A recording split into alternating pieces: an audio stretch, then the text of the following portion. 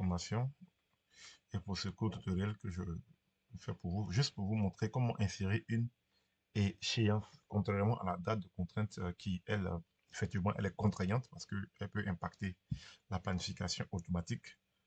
Alors, nous allons insérer une échéance qui va apparaître donc là sur quelque part sur l'écran. C'est-à-dire que nous voyons ce projet, cette tâche-là, la tâche 32, impression enduit, devra finir le 14. Donc, nous voulons mettre une date d'échéance et peut-être tolérer, je dirais peut-être un jour. Donc, par exemple, on pourra dire au plus tard, ça devrait finir le vendredi 15. Donc, qu'est-ce que nous allons faire? Nous allons venir ici, double-cliquer sur la tâche.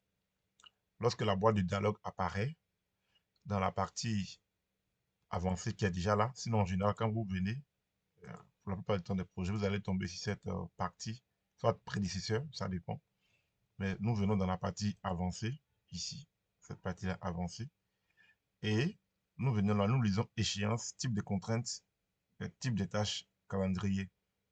Donc ici, ça permet d'apporter plus d'éléments sur, dans notre planification pour avoir des leviers, pour avoir des éléments de suivi qui nous permettent de piloter notre projet. Il peut y avoir des tâches vraiment très importantes dont nous ne voulions en aucun cas manquer les choses, la tenue ou bien dépasser peut-être la date.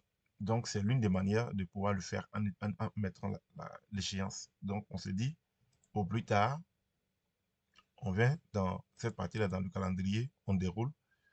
Et on peut l'écrire aussi à la main, mais je vais utiliser la souris, comme la date n'est pas trop loin. Je me dis, par exemple, on peut finir au plus tard le 15, samedi 15. C'est-à-dire au plus tard samedi 15. C'est vrai que dans notre projet, ce n'est pas une date d'exercice, c'est pas un jour ouvré, c'est un jour chômé naturellement avec le calendrier que nous avons eu à faire. Donc, nous regardons ça et puis, qu'est-ce que nous venons? Nous validons. Regardez bien ici, il n'y a rien, mais quand je vais valider, vous voyez là, je vais agrandir un peu. Je vais agrandir. Voilà, vous voyez là, cette date-là. Voilà. Donc, ça vous met fin, début, décalage de un jour. Donc, c'est dit que on peut pousser cette tâche-là jusqu'à cette date. Si on voulait que elle soit antérieure à cette date aussi, on peut faire pareil. Hein. Simplement, je reviens. Je réponds. Au lieu de 15, je vais changer simplement à la main. Je vais mettre 13 même.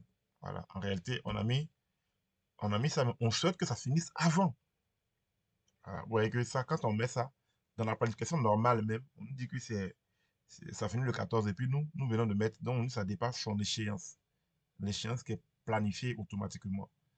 Mais donc, simplement, on peut aussi respecter la date qui est planifiée en revenant, en mettant 14, et puis on valide et applique, ça tombe là.